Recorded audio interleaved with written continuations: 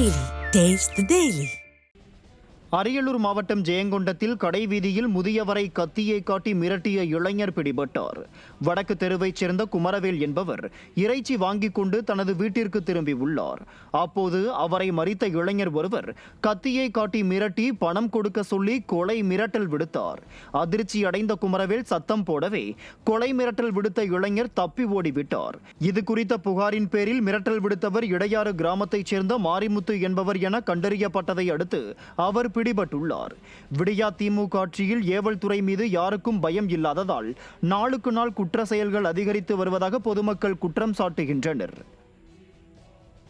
சென்னை அம்பத்தூரில் இளைஞர்கள் வாழ்வை சீரழிக்க 5 லட்சம் ரூபாய் மதிப்பிலான பிரவுன் சுகரை வைத்திருந்த மேற்கு வங்காள நபர் பிடிபட்டார். மேனாமேடு பகுதியில் போதைப்பொருள் விற்பனை அதிகரித்து இருப்பதாக புகார் கூறப்பட்டதை அடுத்து சந்தேகத்திற்குரிய நபரிடம் விசாரணை நடத்தப்பட்டது. அப்போது விலை உயர்ந்த 5 லட்சம் ரூபாய் மதிப்பிலான பிரவுன் சுகர் மற்றும் அதனை புகைக்க பயன்படும் குப்பிகள் மறைத்து வைத்திருந்த மேற்கு வங்க மாநிலத்தைச் சேர்ந்த முகமது தாகிர் புல் சிக்கினார். மேலும் அவரிடம் இருந்து 10 கிலோ கஞ்சாவும் பிடிபட்டது. விடியா ஸ்டாலின் ஆட்சியில் சென்னை மற்றும் புறநகர்களில் போதைப் பொருட்கள் பகிரங்கமாக விற்பனை செய்யப்பட்டு வருவதாக மக்கள் குற்றம் சாட்டுகின்றனர்.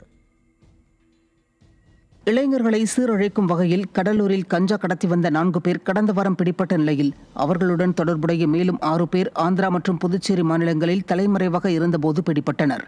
கடலூர் கண்ணாரப்பேட்டை மணல் குவாரி அருகே கஞ்சா கடத்தி வந்த ஆகாஷ், கவியரசன், ஐயப்பன், பரத்குமார் ஆகியோர் கடந்த 21ஆம் தேதி பிடிபட்டனர். அவர்களிடமிருந்து 1 கிலோ கஞ்சா பறிமுதல் செய்யப்பட்டது. இவர்களுக்கு கஞ்சா விற்ற சக்கரவர்த்தி, அவினாஷ், அரவிந்த் ஆகியோர் ஆந்திர மாநிலம் விஜயவாடா ரயில் நிலையம் அருகே பிடிபட்டனர். விஜயவாடாவிலிருந்து தப்பிச் சென்று புதுச்சேரியில் தலைமறைவாக இருந்த கோகுல், ராதாகிருஷ்ணன், அர்ஜுன் ஆகிய மேலும் 3 பேரும் சிக்கினர். ஸ்டாலின் ஆட்சியில் தமிழகத்தில் கஞ்சா உள்ளிட்ட போதைப்பொருள் புழக்கம் தொடர்ந்து அதிகரித்துள்ளதாக பொதுமக்கள் குற்றம் சாட்டியுள்ளனர். இளைஞர்களின் வாழ்வை சிதைக்க கர்நாடகாவில் இருந்து ஈரோட்டிற்கு கடத்தி வரப்பட்ட 216 கிலோ குட்கா சிக்கியது. ஈரோடு பழையபாளையம் பகுதியில் தினேஷ் இருதயராஜ் என்பவர் கர்நாடக மாநிலம் பெங்களூரில் இருந்து குட்கா பொருட்களை கடத்தி வந்து காரில் பதுக்கி வைத்திருந்தார். அவர் பிடிபட்ட நிலையில் அவரது காரில் இருந்த சுமார் 216 கிலோ குட்கா பொருட்கள் பறிமுதல் செய்யப்பட்டன. போதை கலாச்சாரத்தை தடுக்க நடவடிக்கை எடுக்காமல் தன் குடும்பத்தை மட்டுமே காப்பாற்றுவதில் முனைப்பாக உள்ளதாக பொதுமக்கள் குற்றம் சாட்டுகின்றனர்.